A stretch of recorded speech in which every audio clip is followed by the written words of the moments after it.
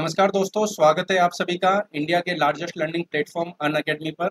अगर आप लोगों ने चैनल को सब्सक्राइब नहीं किया तो चैनल को सब्सक्राइब जरूर कर लें। ये चैनल आपके राजस्थान के जितने भी एग्जाम्स होते हैं उन सभी के लिए डेडिकेटेड है। रेगुलर क्लासेस के बारे में अगर मैं बात करूँ तो आपको रेगुलर क्लास मेरी जो अवेलेबल होगी वह आपको रात्रि 9 बजे मिलती है। तो चलिए स्टार्ट करते हैं। स्टार्ट करने से पहले अनअकैडमी से जुड़ने के कुछ बेनिफिट्स हैं। सबसे पहले आपको प्ले स्टोर में जाकर अनअकैडमी की लर्निंग ऐप को इंस्टॉल करना है। अपने आप को रजिस्टर्ड करना है अपने रजिस्टर्ड मोबाइल नंबर से और अपने गोल को सेलेक्ट करना है। बेनिफिट्स आपको क्या क्या होते हैं अगर आप प्लस सब्सक्रिप्शन लेते हैं तो आपको यहाँ पर रेगुलर लाइव क्लासेज अवेलेबल है। उन लाइव क्लास डाउट्स जो है एजुकेटर के साथ में क्लियर कर सकते हैं। साथ ही जो है पोल में पार्टिसिपेट करके अपने आंसर्स को दे सकते हैं। सारे के सारे कोर्सेज जो अवेलेबल है वो स्ट्रक्चर्ड कोर्स है, मतलब कि कंप्लीट सिलेबस आपको यहाँ पर अनअकैडमी की टीम के द्वारा करवाया जाता है। और अनलिमिटेड एक्सेस, मतलब कि जितने भी एजुकेटर्स हैं और जितने भी क्लासेज आपको अवेलेबल है वो सारी की सारी अनलिमिटेड टाइम के लिए आप उनको एक्सेस कर सकते हैं। उसके अलावा बेनिफिट्स आपको क्या होते हैं प्लस कोर्स में, जहाँ आपको complete syllabus, unlimited practice test, unlimited PDF notes और रेगुलर डाउट क्लियरिंग सेशंस मिलते हैं। वही आपको ये सारी चीज़ें फ्री में अवेलेबल नहीं हो पाती हैं। प्लस कोर्स में जहाँ आपको इंडिया के टॉप एजुकेटर्स के द्वारा आपको यहाँ पर अवेलेबल होता है। इंडिया के टॉप एजुकेटर्स के द्वारा आपको यहाँ पर रेगुलर डाउट क्लियरिंग सेशंस और जो एजुकेटर्स आपको पढ़ा रहे हैं उनके द्वारा भी आपको यहाँ पर लाइव जो है डाउट क्लियरिंग सेशंस मिलते हैं। साथ ही जो स्टूडेंट आरएस की प्रिपरेशन कर रहे हैं उन सभी के लिए जो है यहाँ पर कि आंसर राइटिंग के सेशन और मेंटरशिप गाइडेंस प्रोग्राम आपको यहाँ पर करवाया जाता है। यहाँ पर जो है कुछ न्यू बैच कोर्सेज है और कुछ टेस्ट सीरीज है, तो आप इसको जरूर देख सकते हैं। ये जो है अनअकैडमी ने यहाँ पर एक चैंपियंस स्कॉलरशिप टेस्ट जो है यहाँ पर 21 अगस्त को आपका ये 10 बजे जो है ये टेस्ट होगा, तो इसको आप जरूर ध्यान रखिए, इसको आप जरूर ज्वाइन कीजिए। और वही जो है एक बग्स बाउंटी करके जो है यहाँ पर चलाया जा रहा है। अगर आप किसी प्रकार के कंटेंट में एरर अगर आपको मिलती है तो आप यहाँ पर बता सकते हैं। कुछ न्यू बैच कोर्सेज हैं उनको आप जरूर ज्वाइन कीजिए। और जो स्टूडेंट यूपी, एमपी, बिहार व राजस्थान इनकी कंप्लीट प्रिपरेशन एक साथ में करना चाहते हैं वो रेफरल कोड 10VV के साथ में अनअकैडमी के प्लेटफॉर्म पर वो जुड़ सकते हैं। सारे के सारे कोर्सेज जो अवेलेबल है वो सारे के सारे कोर्सेज स्ट्रक्चर्ड कोर्स है, मतलब कि कंप्लीट सिलेबस अनअकैडमी की टीम के द्वारा आपको यहाँ पर करवाया जाता है। वहीं 1 साल का कोर्स जो है हमारा यहाँ पर 7,000 रुपये का है और 2 साल का कोर्स जो है 8,400 का। लेकिन अगर आप 10VV रेफरल कोड का यूज करते हैं तो आपको ये 7,000 रुपये का कोर्स में 700 रुपये कम होकर 6,300 रुपये में अवेलेबल हो जाएगा। और वही 8,400 रुपये का जो हमारा कोर्स है वो आपको 7,560 रुपये में अवेलेबल होता है। तो 1 साल का कोर्स हमारा मात्र 15 रुपये का है और 2 साल का कोर्स जो हमारा मात्र 9 रुपये का है। चलिए स्टार्ट करते हैं। 10VV रेफरल कोड के साथ में अनअकैडमी के आप किसी भी प्लेटफॉर्म पर अनअकैडमी के किसी भी कोर्स में आप ज्वाइन कर सकते हैं। वहां पर आपको 10% डिस्काउंट अवेलेबल होगा। प्रश्न है हमारा, संसार की अधिकतम वर्षा निम्नलिखित में से किस रूप में होती है? पर्वतीय वर्षा, मानसूनी वर्षा, संवहनीय वर्षा और इनमें से कोई नहीं। विश्व की अधिकतर वर्षा जो है हमको किस फॉर्म में मिलती है?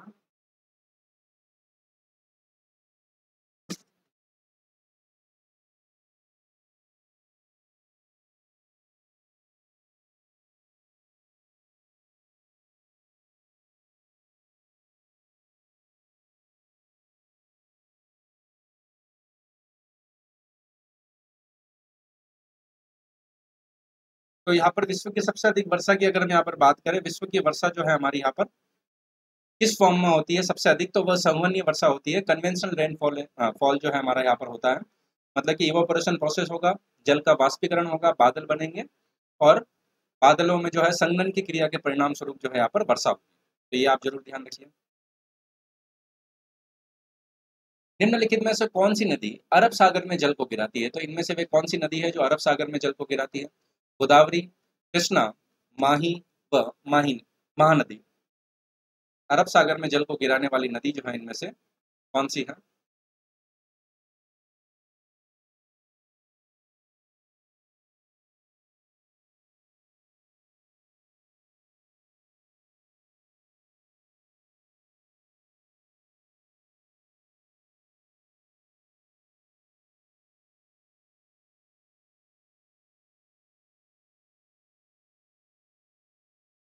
तो अरब सागर में जो जल गिराती है वह नदी की अगर हम यहाँ पर बात करें तो माही नदी हमारे अरब सागर में जल को गिराती है। सी हमारा सही आंसर हो जाएगा।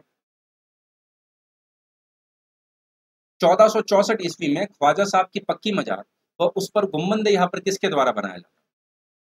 ख्वाजा साहब की पक्की मजार व उस पर गुम्बद जो है इनमें से किसके द्वारा बनाया जाता है? महमूद खिलजी, गयासुद्दीन, हौसन शाह गौरी और मीर उस्मान।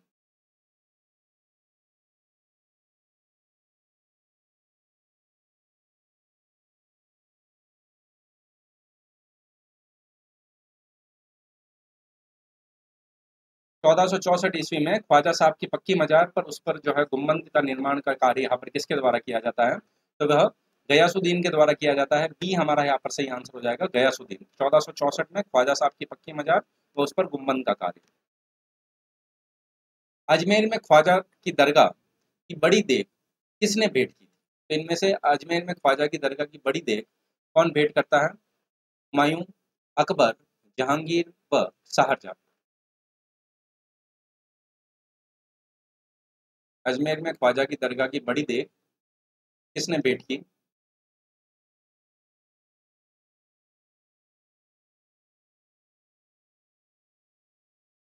तो अजमेर में ख्वाजा की दरगाह की बड़ी देग की अगर हम यहाँ पर बात करें तो अकबर भेंट करते हैं, और वही छोटी देग बता देंगे आप, तो छोटी देग जो है यहाँ पर जहांगीर भेंट करता है। 2 नंबर की अगर हम यहाँ पर बात करें तो 2 नंबर जो है हमारा अकबर होगा, और वही छोटी देग की अगर हम यहाँ पर बात करें तो छोटी देग जो है यहाँ पर जहांगीर के द्वारा भेंट की गई। 1638 में ख्वाजा मोइनुद्दीन चिश्ती की दरगाह में शाहजहानी मस्जिद का निर्माण किसके द्वारा करवाया? तो इनमें से वे कौन थे जिन्होंने शाहजहानी मस्जिद का निर्माण ख्वाजा मोइनुद्दीन चिश्ती की दरगाह में करवाया? औरंगजेब, शाहजहां, अकबर व जहांगीर।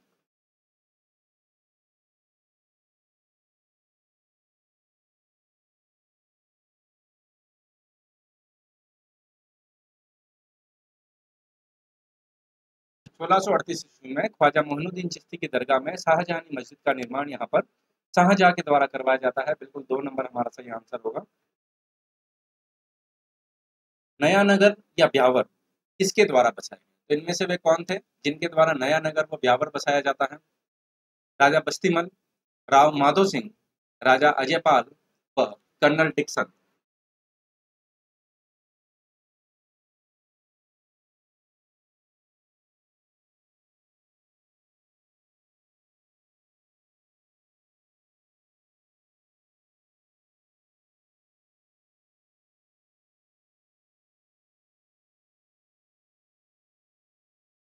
तो नया नगर या ब्यावर की अगर हम यहाँ पर बात करें तो वो बसाया जाता है कर्नल डिक्सन के द्वारा। तो 4 नंबर ऑप्शन जो है हमारा यहाँ पर सही आंसर हो जाएगा। डी या 4 नंबर ऑप्शन जो आंसर दे रहे हैं वो सही आंसर दे रहे हैं। अजमेर में स्थित निम्नलिखित में से किस स्थल का निर्माण स्वतंत्रता के पश्चात हुआ? इनमें से वे कौन सा स्थल है जिसका निर्माण हम स्वतंत्रता के पश्चात हुआ है हमारा? पृथ्वीराज स्मारक, मेयो कॉलेज, तारागढ़ व सोनिया जी की नसीहत, सोनी जी की नसीहत।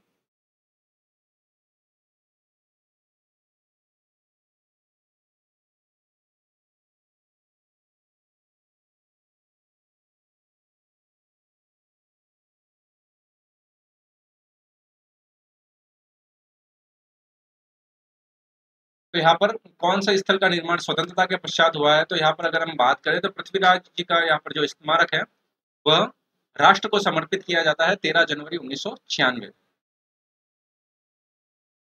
बुद्ध की 25वीं जयंती पर सन 1976 में स्थापित अशोक विहार कौन से जिले में है? तो इनमें से वे कौन सा जिला है जहाँ पर अशोक विहार है?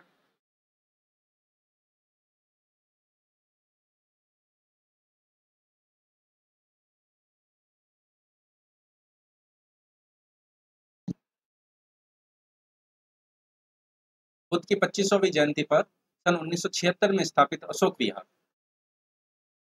अशोक विहार कौन से जिले में है? तो अशोक विहार की अगर हम यहाँ पर बात करें तो अशोक विहार जो है हमारा यहाँ पर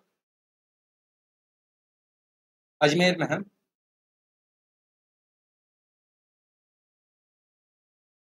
राजस्थान का सिंह द्वार किसे कहा जाता है? तो इनमें से वे कौन सा है जिसे हम राजस्थान का सिंह द्वार कहते हैं? भरतपुर, अजमेर, अलवर व सवाई माधोपुर।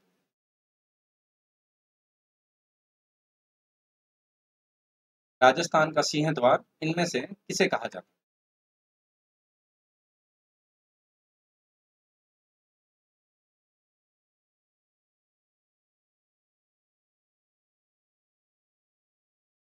तो राजस्थान के सिंह द्वार की अगर हम यहाँ पर बात करें तो ये अलवर को कहा जाता है। बिल्कुल 3 नंबर ऑप्शन या सी जो आंसर दे रहे हैं वो सही आंसर दे रहे हैं। बांसवाड़ा स्थित छींच माता का मंदिर का निर्माण किसके द्वारा करवाया? महरावल उग्रसेन, देवीदास, उदयभान व महरावल पृथ्वी सिंह।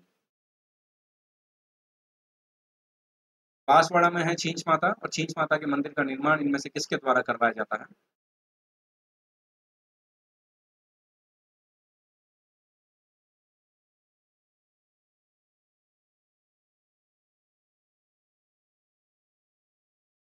छींच माता के मंदिर का निर्माण यहाँ पर किसके द्वारा करवाया जाता है? तो ये देवीदास जी के द्वारा करवाया जाता है। बी हमारा यहाँ पर सही आंसर होगा। अलवर के अंतिम शासक जिनके शासनकाल में नवंबर 1940 में अलवर संग्रहालय की स्थापना हुई। तो इनमें से अलवर का अंतिम शासक कौन है जिनके शासनकाल में यहाँ पर अलवर संग्रहालय की स्थापना होती है?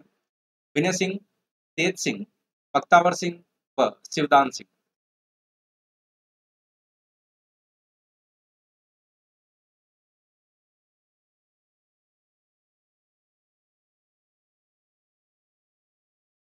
अलवर के अंतिम शासक जिनके शासनकाल में नवंबर 1940 में अलवर संग्रहालय की स्थापना हुई। तो अलवर संग्रहालय की स्थापना यहाँ पर तेज सिंह जी के शासनकाल में होती है। बी हमारा यहाँ पर सही आंसर हो जाएगा। अलवर में कंपनी गार्डन किसे कहते हैं? तो किसे अलवर में कंपनी गार्डन के नाम से हम जानते हैं? छरिस्का, झिलमिल दाहा, मानगढ़ व पुरजन विहार। कंपनी गार्डन के नाम से हम किसे जानते हैं?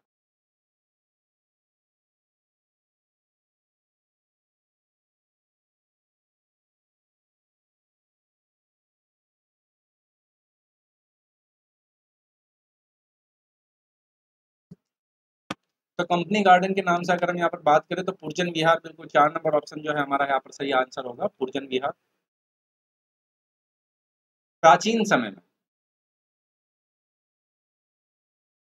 प्राचीन समय में चंद्रावती के नाम से प्रसिद्ध राज्य का कौन सा भूभाग था? तो प्राचीन समय में चंद्रावती के नाम से प्रसिद्ध हमारे राजस्थान का कौन सा भूभाग था? जालोर व बाड़मेर के आसपास का भूभाग, सिरोही आबू के आसपास का भूभाग, राजसमंद, उदयपुर, भीलवाड़ा के आसपास का क्षेत्र व डूंगरपुर व बांसवाड़ा के आसपास का क्षेत्र।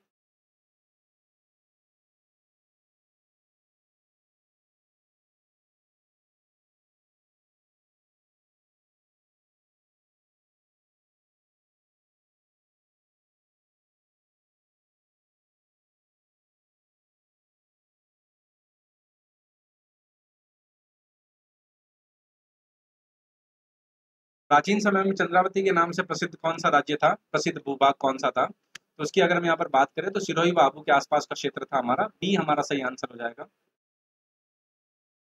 अलवर को किस उपनाम से जाना जाता? राजस्थान का प्रवेश द्वार, राजस्थान का सिंह द्वार, राजस्थान का पूर्वी प्रवेश द्वार और जल महलों का शहर।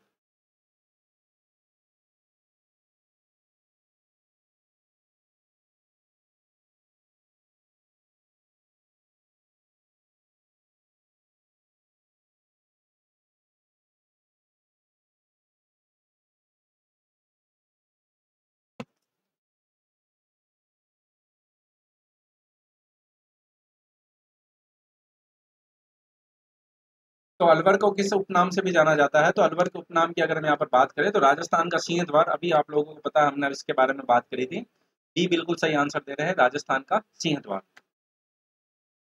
निम्नलिखित में से कौन सा सही सुमेलित नहीं है? तो इनमें से वे कौन सा है जो सही सुमेलित नहीं है? रणकपुर, हजार खंभों का शहर, उदयपुर, पूर्व का वेनिस, डी जलमैलों की नगरी व जोधपुर स्वर्ण नगरी।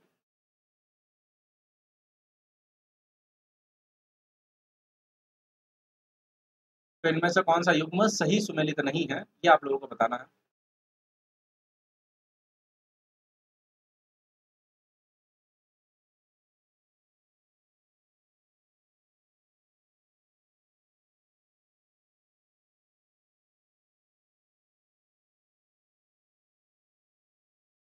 तो इनमें से जोधपुर सही सुमेलित नहीं है। जोधपुर को सूर्य नगरी के नाम से जानते हैं जबकि स्वर्ण नगरी जैसलमेर को कहते हैं।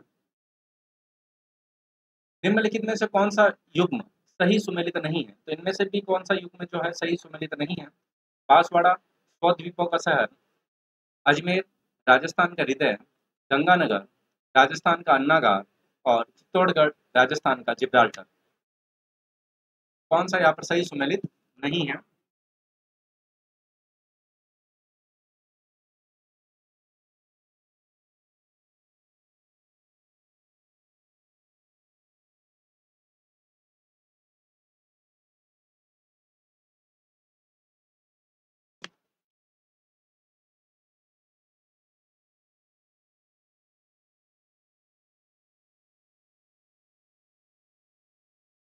तो कौन सा सही सुमेलित नहीं है? तो चित्तौड़गढ़ राजस्थान का जिब्राल्टर नहीं। जिब्राल्टर जो है किसको कहते हैं, आप कमेंट सेक्शन में जरूर बताएं, राजस्थान का जिब्राल्टर। चौहानों ने राजस्थान के या राज्य के किस क्षेत्र पर शासन किया? तो इनमें से राजस्थान का वह कौन सा क्षेत्र है जहां पर चौहान शासन करते हैं, ये आप लोगों को बताना है। अजमेर, रणथंभौर, कोटा, बूंदी, सिरोही, जालौर व सिवाना और उपरोक्त सभी।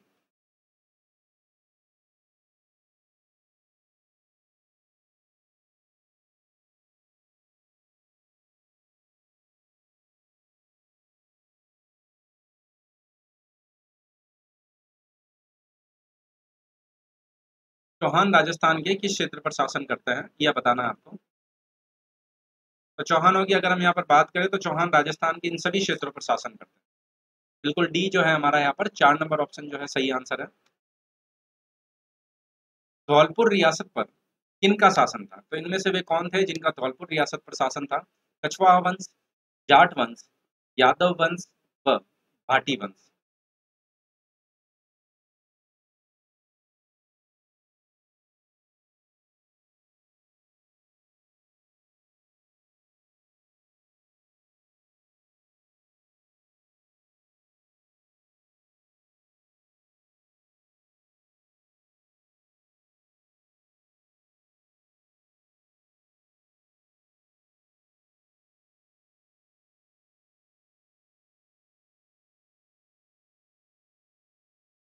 तो धौलपुर रियासत पर किनका शासन था?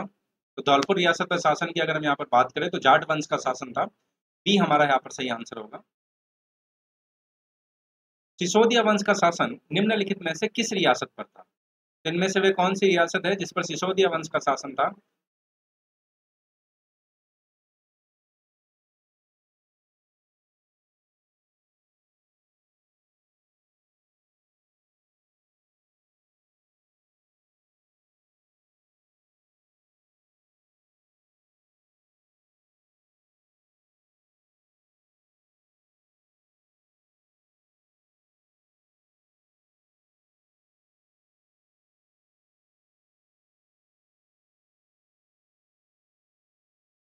तो सिसोदिया वंश का शासन इनमें से किस जगह पर था, ये आप लोगों से पूछा जा रहा है। तो सिसोदिया वंश की अगर हम यहाँ पर बात करें तो ये प्रतापगढ़ में था।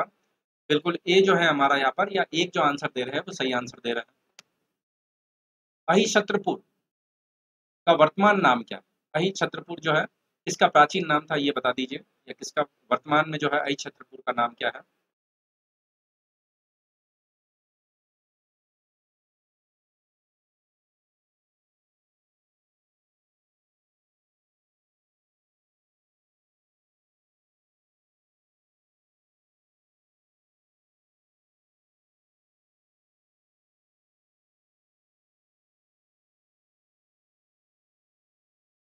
अहिछत्रपुर का वर्तमान नाम क्या है? तो वर्तमान नाम की अगर हम यहाँ पर बात करें तो वह है हमारा नागौर।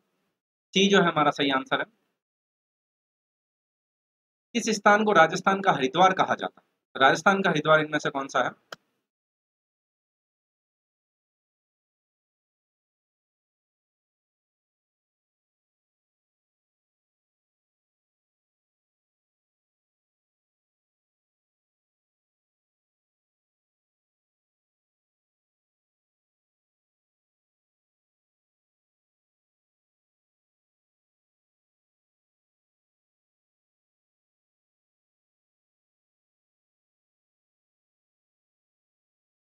तो राजस्थान का हरिद्वार जो है यहाँ पर, राजस्थान का हरिद्वार या मेवाड़ का हरिद्वार, तो यहाँ पर किसको कहा जाता है? मृतकुंडिया को कहा जाता है। तो यहाँ पर सी जो है हमारा सही आंसर होगा। राजस्थान के पहले व एकमात्र राज प्रमुख, तो इनमें से कौन रहे?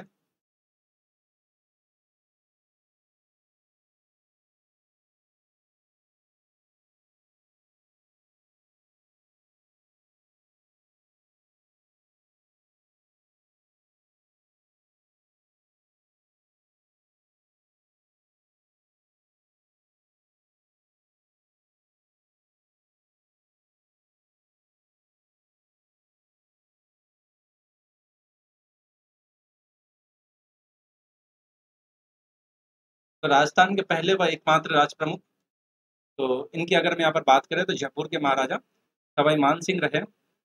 4 नंबर ऑप्शन जो है हमारा यहाँ पर सही आंसर होगा। राजस्थान का पहला राज्यपाल किसे बनाया गया? तो इनमें से कौन थे जिसे राजस्थान का पहला राज्यपाल बनाया जाता है?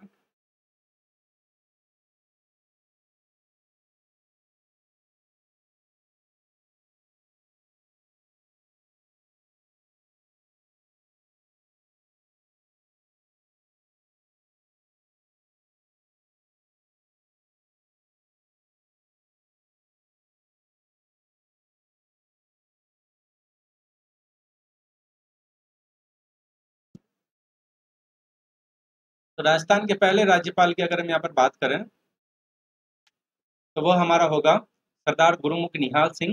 2 नंबर ऑप्शन जो है हमारा यहाँ पर सही आंसर होगा, सरदार गुरुमुख निहाल सिंह।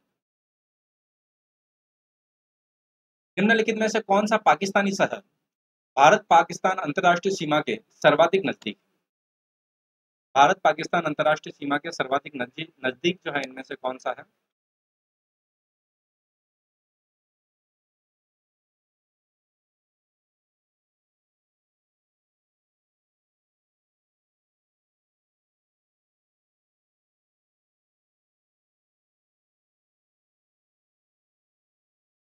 पाकिस्तान का वह कौन सा शहर है जो भारत और पाकिस्तान की सीमा के सर्वाधिक निकट, सर्वाधिक निकट की अगर हम यहाँ पर बात करें तो वह लाहौर है, भारत पाकिस्तान अंतर्राष्ट्रीय सीमा के।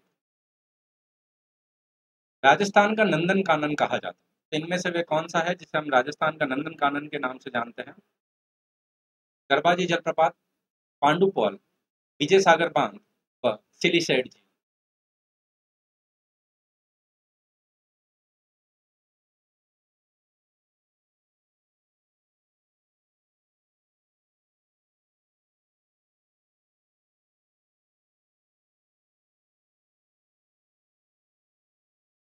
राजस्थान के नंदन कानन के नाम से हम किसको जानते हैं? तो ये सिलीसेड झील को जानते हैं।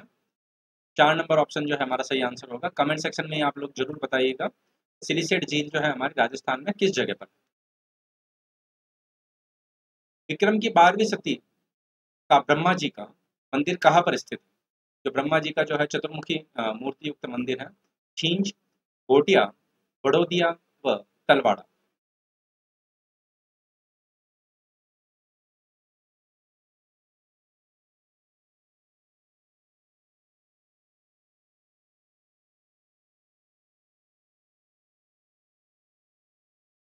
विक्रम की 12वीं सदी का ब्रह्मा जी का मंदिर जो है चतुर्मुखी मंदिर जो है किस जगह पर स्थित है? तो ये छींच में स्थित है, और छींच आप लोगों को पता है यहाँ पर बांसवाड़ा में है, और इसके संस्थापक की अगर हम यहाँ पर बात करें तो मेहरावल जगमाल सिंह। ठीक है, तो 1 नंबर ऑप्शन जो है या ए हमारा जो है सही आंसर होगा। निम्नलिखित में से कौन से मंदिर वागड़ के परमार राजाओं के द्वारा निर्मित? काकुनी के मंदिर, रणकपुर के मंदिर, तिलवाड़ा के मंदिर व आथुना के मंदिर। इनमें से वे कौन से मंदिर है जो वागड़ के परमार राजाओं के द्वारा निर्मित है?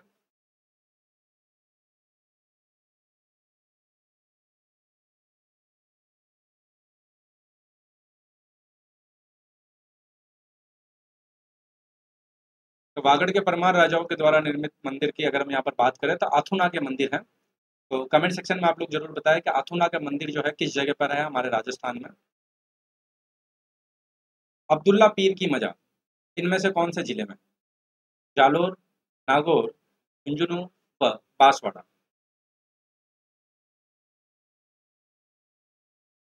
तो अब्दुल्ला पीर की मजार जो है इनमें से कौन से जिले में है? जालोर, नागौर, झुंझुनू व बांसवाड़ा।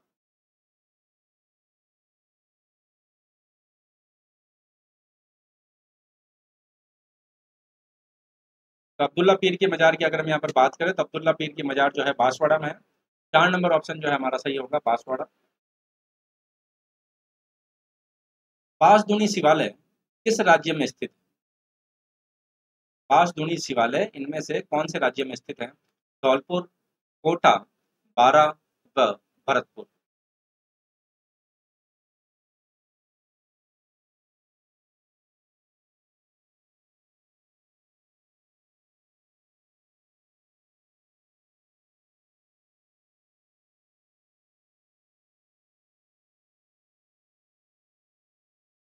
बांसडोनी शिवालय की अगर हम यहाँ पर बात करें तो कहाँ पर है, बिल्कुल 12 आप लोग सही आंसर दे रहे हैं। 3 नंबर ऑप्शन या सी जो आंसर दे रहे हैं 12। राजस्थान का मिनी खजुराहो या हाड़ौती के खजुराहो के नाम से प्रसिद्ध या विख्यात स्थल जो है इनमें से कौन सा है? गड़गज देवालय, काकुनी मंदिर समूह, भंडदेवरा मंदिर और कपिल धारा तीर्थ।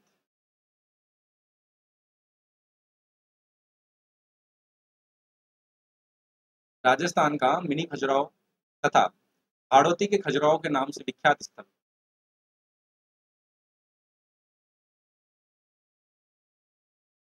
तो राजस्थान का मिनी खजुराहो या हाड़ौती का खजुराहो की अगर हम यहाँ पर बात करें तो ये भंडदेवरा मंदिर है जो रामगढ़ बारां में स्थित है। चीपा बड़ौद जो बारां में स्थित है, मुकुंदरा की पहाड़ियों में स्थित काकुनी मंदिर किस नदी के किनारे है? यहाँ पर काकुनी मंदिर इनमें से कौन सी नदी के किनारे है, ये आप लोगों को बताना है। हिरण, बाणगंगा, बनास व परवन।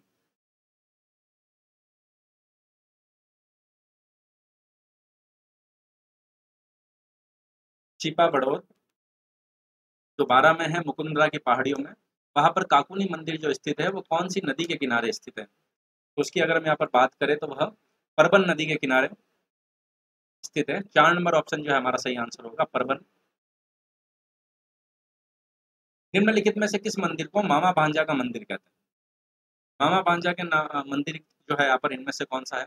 काकुनी मंदिर, कुलदेवरा मंदिर, भंडदेवरा मंदिर और काकुनी मंदिर। इसकी जगह आप कर लीजिए गड़गज देवालय।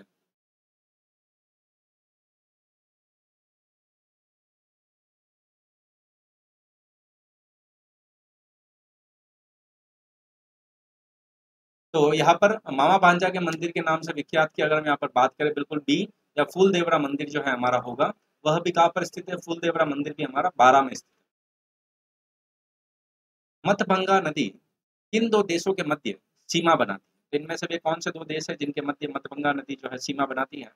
भारत व नेपाल, भारत व बांग्लादेश, भारत और म्यांमार, भारत और श्रीलंका।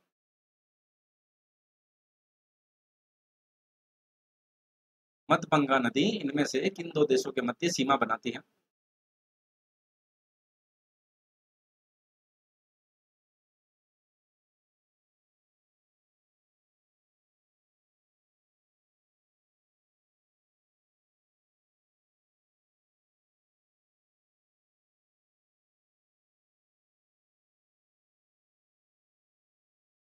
तो मतभंगा नदी जो है यहाँ पर भारत व बांग्लादेश के मध्य सीमा बनाती है, बी हमारा यहाँ पर सही आंसर होगा। मणिकर्ण जो गर्म जल का स्रोत है वह किस राज्य में स्थित है? उत्तराखंड, हिमाचल प्रदेश, जम्मू कश्मीर व गुजरात।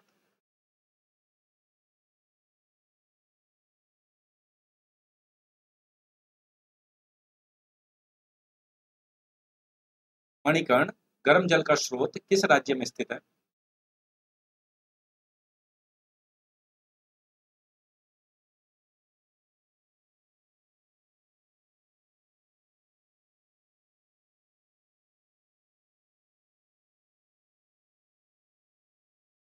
मणिकर्ण जो गर्म जल का स्रोत है वो हमारे हिमाचल राज्य में, हिमाचल प्रदेश में स्थित है।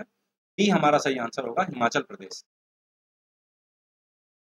निम्नलिखित में से किस पर्वत को five treasurer of a great show के नाम से जाना जाता है? इनमें से वे कौन सा पर्वत है जिसे हम five treasurer of a great show के नाम से जानते हैं? लोहोत्से, गॉडविन ऑस्टिन, कंचनजंगा व धौलागिरी।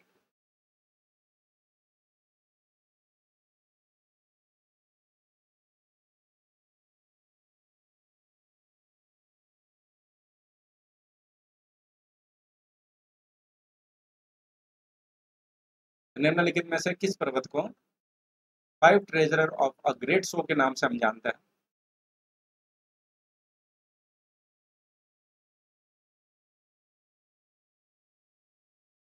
तो five treasure of great show के नाम से हम कंचनजंगा को न जानते हैं, जो कंचनजंगा जो है हमारे यहाँ पर भारत में सिक्किम राज्य में अवस्थित है।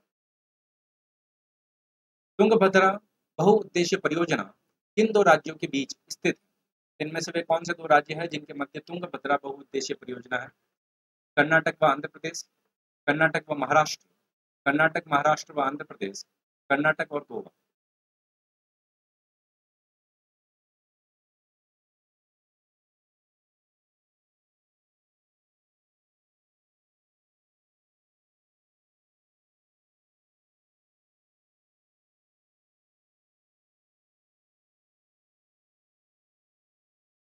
तुंगभद्रा बहुउद्देशीय परियोजना किन दो राज्यों के बीच स्थित है? तो आंध्र प्रदेश व कर्नाटक, ये हमारा बिल्कुल यहाँ पर सही आंसर होगा। सतमाला पहाड़ियाँ किस राज्य में? तो इनमें से वे कौन सा राज्य है हमारे भारत का जहाँ पर सतमाला पहाड़ियाँ हमको मिलती हैं?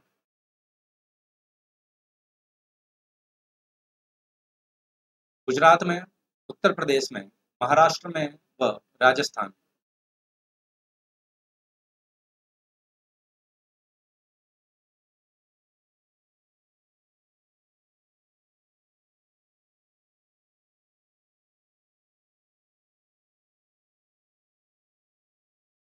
सतमाला पहाड़ियाँ कहाँ मिलती हैं? महाराष्ट्र में मिलती है, बिल्कुल सी या 3 नंबर आंसर जो दे रहे हैं बिल्कुल सही आंसर दे रहे हैं, महाराष्ट्र।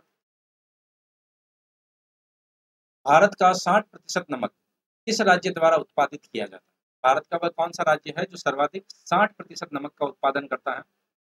राजस्थान, उड़ीसा, गुजरात व महाराष्ट्र। भारत का 60% नमक किस राज्य के द्वारा उत्पादित किया जाता है?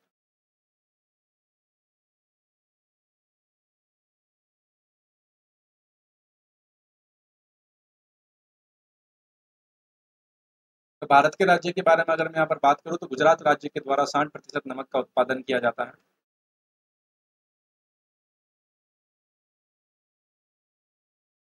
विश्व में दूसरी व एशिया में सबसे बड़े मीठे पानी की कृत्रिम झील कौन सी? मतलब किस जगह पर है आपको ये बताना है। उदयपुर में, जयपुर में, कोटा में व जोधपुर में।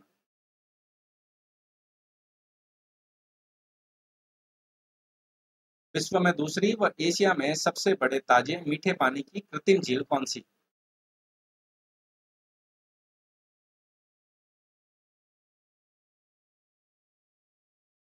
विश्व में दूसरी और एशिया में सबसे बड़े ताजे मीठे पानी की कृत्रिम झील की अगर हम यहाँ पर बात करें तो कृत्रिम झील जो है हमारी जयसमंद झील, देवर झील के भी नाम से हम जानते हैं, उदयपुर में स्थित है। अजीत सागर झील कहाँ पर है? अजीत सागर झील इनमें से किस जगह पर है? झुंझुनू, उदयपुर, जोधपुर व बांसवाड़ा।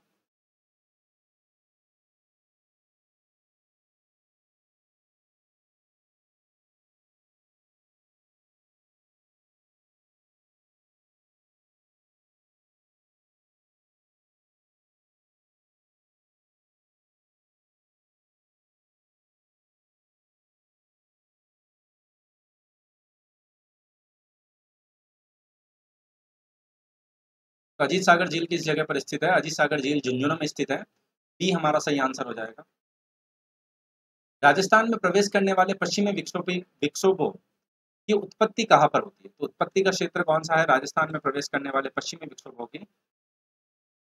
भूमध्य सागर, बंगाल की खाड़ी, अरब सागर व चीन सागर।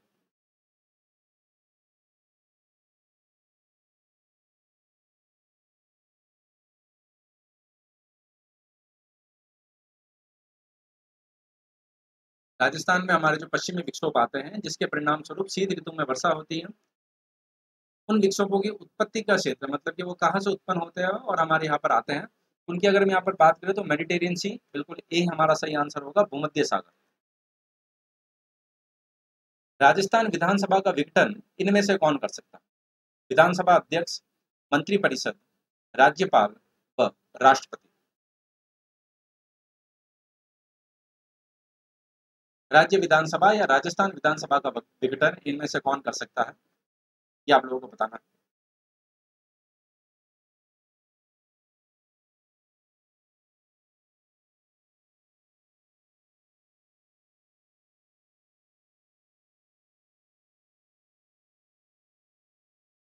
तो राजस्थान विधानसभा का विघटन इनमें से कौन कर सकता है? तो राजस्थान विधानसभा का विघटन जो है यहाँ पर राज्यपाल, या राज्य विधानसभा किसी भी राज्य में तो भी राज्यपाल होगा। कलात्मक बादल महल, बादल महल की अगर हम यहाँ पर बात करें इस प्रश्न को हम छोड़ते हैं क्योंकि काफी जगह बादल महल है।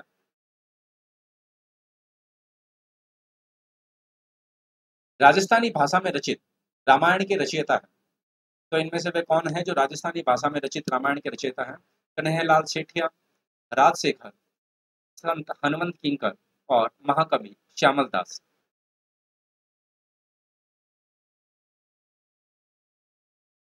राजस्थान भाषा में रचित रामायण के रचयिता इनमें से कौन है?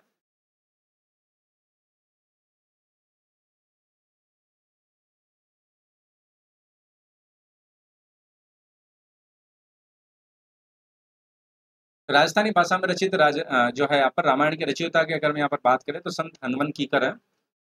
तो सी जो है हमारा बिल्कुल यहाँ पर सही आंसर है। राजस्थान में इस्लाम धर्म का प्रमुख केंद्र रहा। इनमें से वे कौन सा स्थान है जो इस्लाम धर्म का प्रमुख केंद्र रहता है हमारे राजस्थान में? कोटा, अजमेर, उदयपुर व बांसवाड़ा।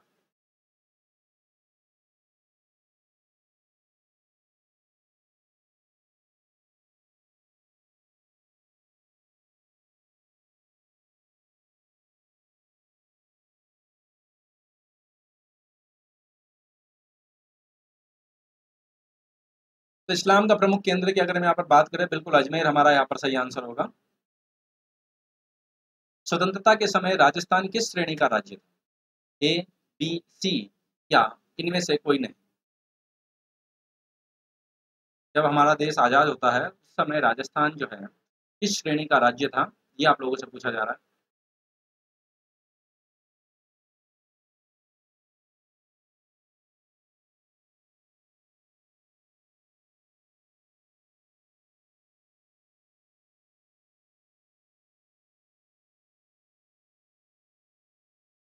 स्वतंत्रता के समय हमारा राज्य राजस्थान जो है बी श्रेणी का राज्य था।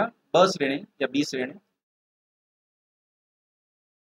राजस्थान में जनसंख्या घनत्व कम होने का मुख्य कारण? जनसंख्या घनत्व कम होने का प्रमुख कारण क्या है? सिंचाई के साधनों की कमी, उद्योग धंधों की में कमी, प्रदेश के लोगों के द्वारा बाहर चले जाना और थार के रेगिस्तान व मध्यवर्ती पहाड़ी प्रदेश। तो इनमें से वे कौन सा कारण है,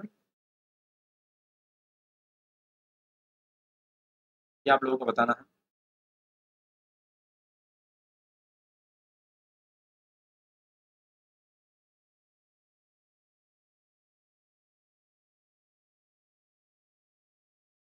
तो राजस्थान में जनसंख्या घनत्व कम होने का मुख्य कारण कौन सा इनमें है?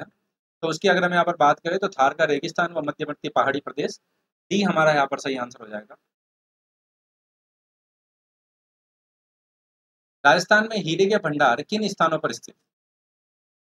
तो इनमें से वे कौन सा स्थान है जहाँ पर हमको हीरे के भंडार मिलते हैं हमारे राजस्थान में? कन्नौज, जो मनहर टिब्बा जैसलमेर, जालिपा कोस्लू बाड़मेर, केसरपुरा मानपुरा चित्तौड़गढ़ और रायपुर खेड़ा क्षेत्र उदयपुर। राजस्थान के हीरे के भंडार किन स्थानों पर स्थित?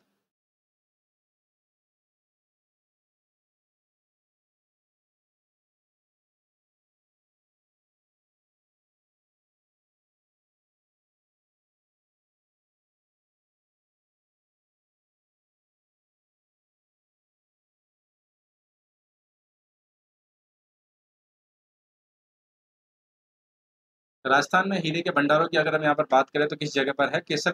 केसरपुर मानपुरा चित्तौड़गढ़ में स्थित है। राजस्थान की सर्वाधिक ऊंचाई पर स्थित झील, तो वह कौन सी झील है जो सर्वाधिक ऊंचाई पर स्थित है हमारे राजस्थान में? नक्की झील, उदय सागर, सिलीसेट और पुष्कर झील।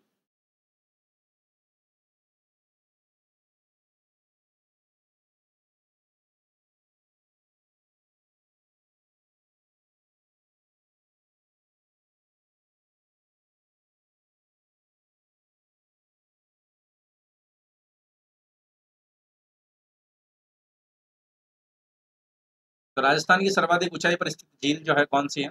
सर्वाधिक ऊंचाई पर स्थित झील की अगर हम यहाँ पर बात करें तो नक्की झील, जो माउंट आबू सिरोही में स्थित है। राजस्थान की प्राचीन हवेलियों व किलों में संरक्षित समृद्ध संस्कृति धरोहर से पर्यटकों को परिचित करवाने व उन्हें आवास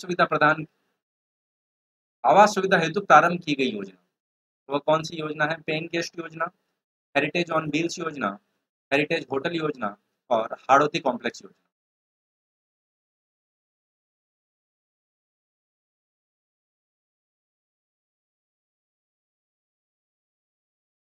राजस्थान की प्राचीन हवेलियों व किलों में संरक्षित समृद्ध संस्कृति धरोहर से पर्यटकों को परिचित करवाने व उन्हें आवास सुविधा हेतु प्रारंभ की गई योजना का नाम पूछा गया आप लोगों से।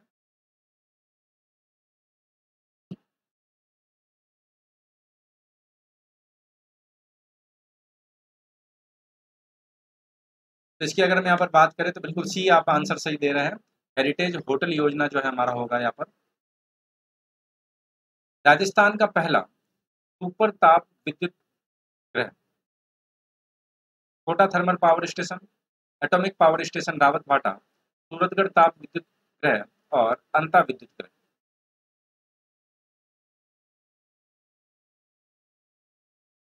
राजस्थान का पहला सुपर ताप विद्युत ग्रह,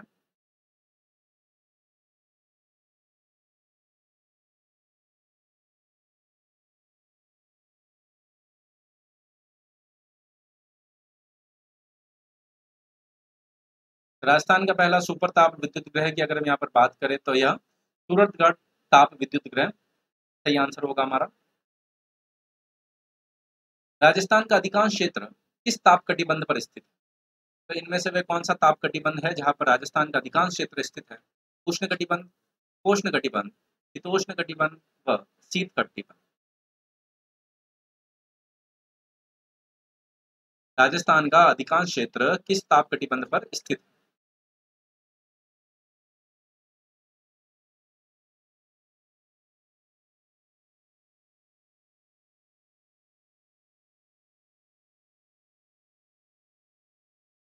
तो अधिकांश जो है यहाँ पर अगर हम बात करें तो ताप कटिबंध पर स्थित है, तो उपोष्ण ताप कटिबंध पर स्थित है हमारा। राजस्थान उच्च न्यायालय के प्रमुख मुख्य न्यायाधीश, प्रथम मुख्य न्यायाधीश इनमें से कौन रहे? कैलाशनाथ पांचू, कमलकांत वर्मा, टी एस आनंद और श्री बीपी बेरी। तो इनमें से कौन राजस्थान उच्च न्यायालय के पहले मुख्य न्यायाधीश रहे?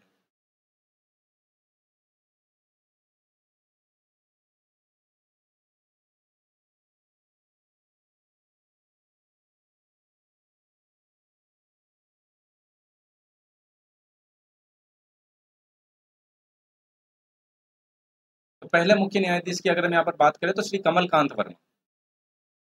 Kamalkant Verma, B is the right answer. Rajasthani लोक चित्र शैली में पाने हैं, राजस्थानी जो लोक चित्र शैली है हमारी उसमें पाने क्या है? कागज पर चित्रण, कपड़े पर चित्रण, लकड़ी पर चित्रण व हाथी डंडन के प्लाटों पर चित्रण।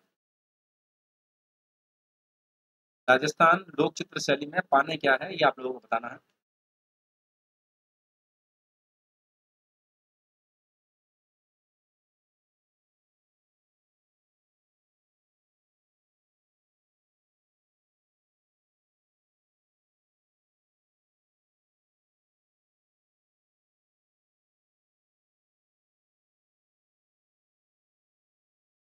राजस्थान लोक चित्र शैली में पानों की अगर हम यहाँ पर बात करें तो यह क्या है?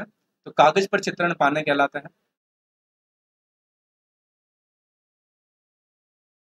राजस्थान में वर्ष 2008 में गठित प्रथम ज्ञान आयोग का अध्यक्ष इनमें से किसको बनाया जाता है? प्रथम ज्ञान आयोग का अध्यक्ष इनमें से किससे बनाया जाता है ये आप लोगों को बताना है।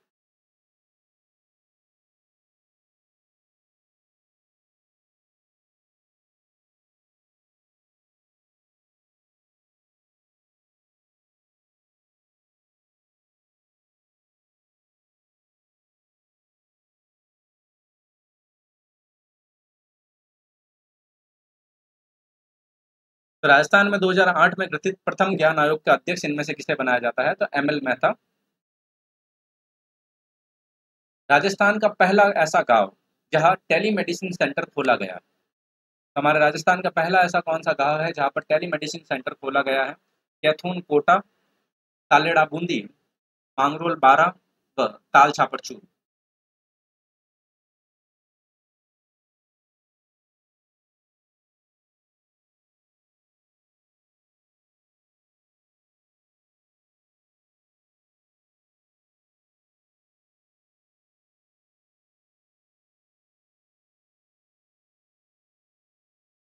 राजस्थान का पहला ऐसा गांव जहाँ टेलीमेडिसिन सेंटर खोला गया है तो उसकी अगर हम यहाँ पर बात करें तो कैथून कोटा ये हमारा यहाँ पर सही आंसर होगा।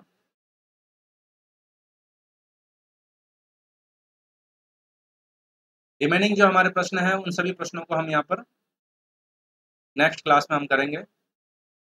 तो जब भी आप अनअकैडमी का सब्सक्रिप्शन ले 10VV रेफरल कोड का यूज कर सकते हैं। साथ ही इससे आपको फ्री स्पेशल क्लासेज भी अवेलेबल।